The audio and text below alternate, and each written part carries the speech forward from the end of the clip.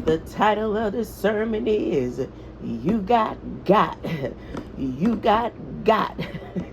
You have to study to show thyself approved unto God, that you will not be ashamed when rightly dividing the word of truth. This is for the theologians. This is for the ones who have studied and deciphered and broke apart the Bible and went through many disciplines to get to where they need to go, but they still teaching and preaching wrong. Let's go to the story of David and Goliath. Let's go to the story of David and Goliath. First off, first misinformation. Goliath was not a Philistine. He was hired. He was hired by the Philistines.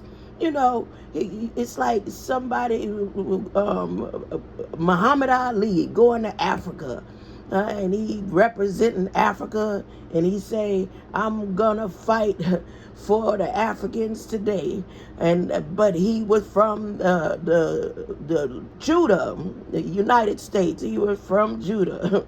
Well, that's just how it was with Goliath.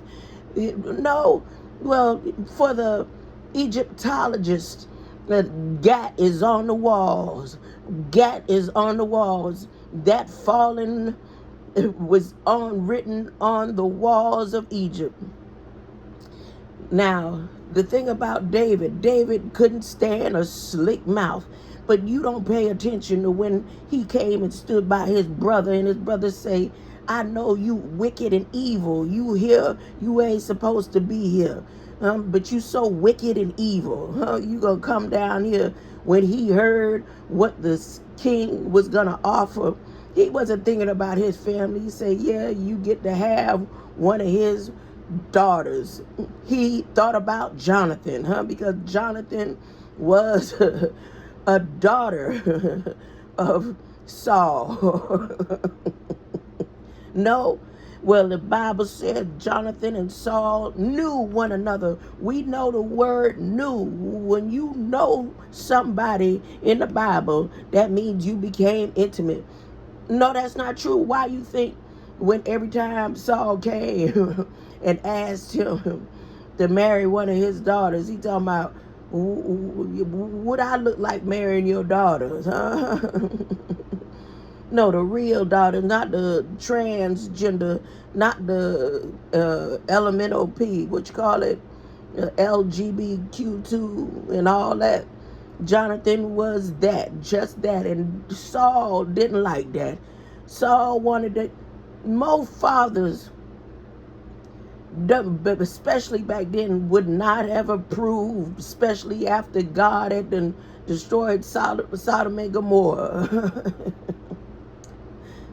Said, well, why he wanted to kill him so bad? Because he was messing with his son. So not only was David a freak, he got thrills off of blood sacrifice. Yes, he did. Yes, he did. Because why he had to go chop Goliath's head off, huh? Now back to the Philistines. After David chopped off Goliath's head, the Philistines ran. If they were all giants, why would they run, huh? Why would they run? That's another part people don't pay attention to. Now, David didn't know God. He knew about the lords, but he didn't know God until he got with Abigail. He did not know God. All of the people from Judah, Goliath, all of them that was from Egypt, Goliath. That's why Jesus went back to Egypt. All of the line of Judah was surrounded around Egypt. It was in their blood. It's in your blood to be able to decipher this word. You think they just started making false accusations against the children of God today?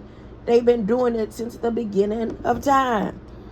So bad that Bathsheba tricked David into giving the bloodline of Judah the inheritance to Solomon. And we know that Solomon definitely didn't want nothing to do with what God had to offer. He denied God 3 times. David's bloodline don't care nothing about the Most High. All they care about is not paying taxes and money. Solomon, God said, look, if you don't listen to me right now, your whole generation is going to get what they deserve in the end. No, that's not true. You better go read that Bible. Go read your scripture. Ask God to take away whatever it is you think you know and let me realize I don't know anything, and then read it with that thought. Read it with that thought, and you'll see it just for what it is. When did David change his ways about being gay? Who knows?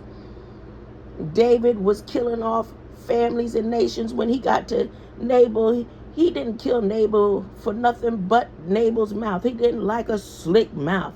He didn't like somebody that knew the living word, huh? So he killed off all of Abigail's nation, including her children that she had with Nabal. It's written on the walls, huh? Get your back up off the wall. You got. Got is where Goliath was from. Now, there is some fallen that decided, look, God, we sorry. We apologize. We don't want what Diablo, Satana, Enlil, Marduk, and all the different names that he came, Solomon and his 72. We don't want what you got in store for them. We will do anything to let them realize and know you are the way, the truth, and the light. And no man can get through nothing without you. I can't even walk without you holding my hand, God. It behooves you this day to know that you know nothing and clear the slate on your mind of all the indoctrination and read the word for what it is. Why is it important these last and final 45 minutes we got left? Why is it important? The light will be shown to you and right at the right moment, in the twinkling of an eye, the greater light